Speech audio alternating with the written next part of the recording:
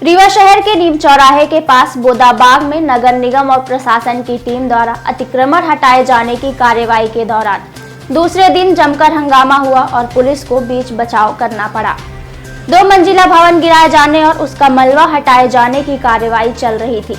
इसी दौरान कांग्रेस नेता संदीप पटेल मौके पर पहुंचे और कार्यवाही को नियम विरुद्ध बताया। पहले उनकी नगर निगम के अधिकारियों और नायब तहसीलदार के साथ कहासुनी हुई। काफी देर तक वह अपना पक्ष रखते रहे और अधिकारी अपनी बात रखते रहे और कांग्रेस नेता के समर्थक भी मौके पर एकत्रित होने लगे। इसी दौरान कांग्रेस नेता ने कार्यवाही रुकवा दी और टीम को वापस जाने की बात करने लगे, जिसको लेकर नगर निगम के एक अधिकारी के साथ उनकी कहासुनी हो गई, जिसके चलते पुलिस ने बीच बचाव करने का प्रयास किया और उन्हें वहां से हटाने की बात कही, लेकिन संदीप पटेल अपनी बात पर अडिग रहे। इस कारण पुलिस कर्मियों ने उन्हें वहां से हटाने का प्रयास किया। जब वह नहीं माने तो पुलिस ने बल का प्रयोग किया। इस दौरान संदीप सड़क पर गिर पड़े, जिसके चलते उन्हें सड़क पर पुलिस कर्मी ने काफी दूर तक घसीटा। कार्यवाही स्थल से दूर ले जाकर उन्हें छोड़ा गया और पुलिस ने समर्थकों से घर ले जाने की बात कही। संदीप कांग्रेस नेता होने के साथ ही अधिवक्ता भी हैं, इस वजह से पुलिस उनसे अधिक नहीं उलझना चाह रही थी। रोड कब बनी हुई है? रोड कब बनी है? कानून का बात कीजिएगा। मैं वकील भी हूँ, लॉ पॉइंट बात कर। ये नक्शा कौन बात? एक मिनट आइए, क्या बताओ ना, क्या करोगे बताओ? आवासीय किए थे। नहीं, उसका नियम क्या है? उसका नियम क्या है? आवासीय, अगर आवासीय किए थे तो कंपाउंडिंग करो आप। कंपाउंडिंग नहीं, सुप्रीम कोर्ट ने क्या कहा है? कंपाउंडिंग का नोटिस दिया आपने? कंपाउंडिंग नोटिस दिया आपने? कंपाउंडिंग का नोटिस दिया आपने? कंपाउंडिंग का नोटिस दिया आपने? तहसीलदार साहब, आप सुप्रीम कोर्ट ने कहा है कि कलेक्टर साहब को उसको सूचना देना है। काहे के लिए? अगर किसी कंपाउंडिंग नहीं है, अवैध गिराव रोड में है, लेकिन किसी की जमीन अगर है, बोलिए गाड़ी लगाओ, नगर निगम कर रहा ना, आप नहीं कर रहे हो ना? आइए बताइए, तहसीलदार साहब कहाँ? बुलाइए तहसीलदार, बुलाइए, आइए बुलाइए तहसीलदार। चालू करिए वीडियो, बताइए किसकी जमीन है? तहसीलदार साहब कहाँ है? आप कराइए। जमीन रजिस्ट्री हुई है। अरे साहब, गलत रजिस्ट्री हुई है, इसको अवैध करो। जमीन का हटावा, मध्य शासन लिखवाओ जमीन में पहले। हम आपको बता दें, सिरमौर चौराहे से लेकर नीम चौराहे तक सड़क का चौड़ीकरण किया गया है। इस दौरान बोदाबाग में पहले से बना एक मकान सड़क चौड़ीकरण के दायरे में आ गया था। उसे गिराने की प्रक्रिया मंगलवार से शुरू की गई थी। नगर निगम और तहसीलदार ने मिलकर संयुक्त रूप से कार्यवाही प्रारंभ की। नगर निगम का दावा है कि स्वीकृत मानचित्र के विरुद्ध और सड़क पर यातायात बाधित करने वाले अनाधिकृत निर्माण को हटाए जाने के लिए कई बार संबंधित को नोटिस दी गई थी, लेकिन किसी तरह की गंभीरता नहीं बरती गई।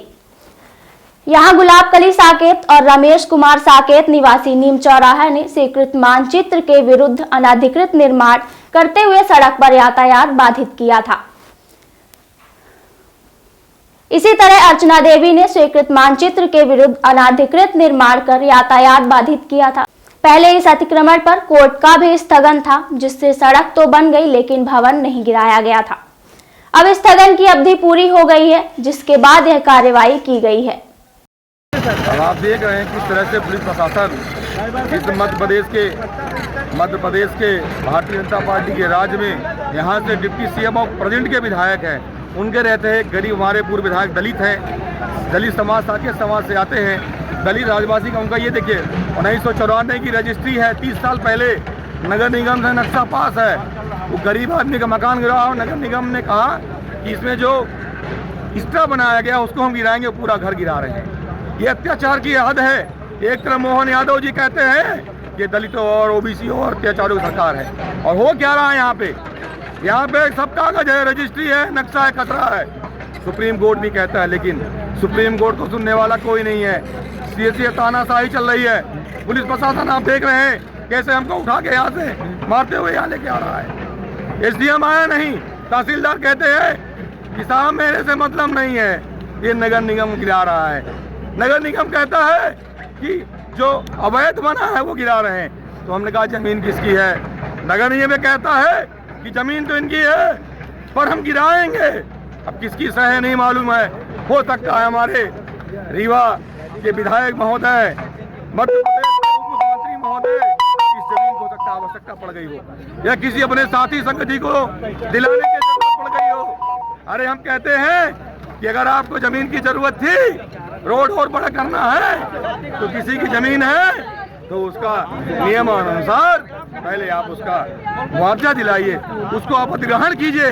क्या बिना अधिग्रहण करके किसी का घर गिरा दोगे आप देखिए मीडिया के महोदय, मेरे साथियों जरा देखो, ये मध्य प्रदेश में ऐसे अन्याय।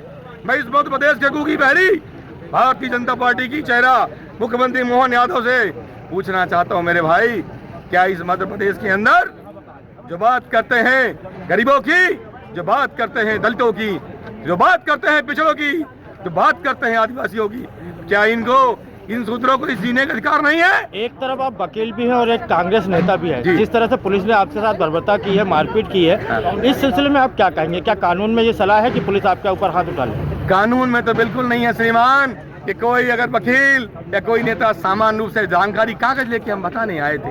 हमने कहा देखो भाइयों, ए पुलिस के लोगों, जरा तुम भी देख लो, तुम्हारा भी घर होगा, तुम्हारे भी बीवी बच्चे होंगे, खुदा न खास्ता तब तुम कभी खत्म हो जाओगे। यही प्रशासन के गुंडे, आज कोल है कल कोई आएगा उठा के डंडा मारेगा, कैसा लगेगा? एक तरफ पुलिस कहता है, प्रशासन कहता है किसी को मारोगे मुकदमा लगेगा, यहाँ कौन मुकदमा कायम करेगा?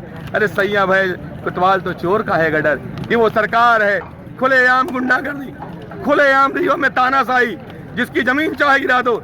जरा यहाँ से नक्शा उठाओ, सीधा नाक उठाओ, रोड ऐसी है, रोड ऐसी है, सब बड़े लोगों का कब्जा है। जो राजेंद्र शुक्ला के लोग हैं, जो उसके पैसे वाले लोग हैं, उनको सबका जमीन छोड़ दिया। एक गरीब आदमी, ये विधवा उसकी खड़ी हुई है, ये उसकी बेटी खड़ी हुई है, और ये लोग डंडा मार रहे हैं, कल से इनको भगा रहे हैं। अब कह रहे हैं कि कोई कागज तुम्हारा नहीं मानेंगे, मैं गिरा दूंगा, मैं यहाँ रोड बना दूंगा। अरे साहब, हमारे घर में बना दोगे? अरे हमारा घर तो दे दो।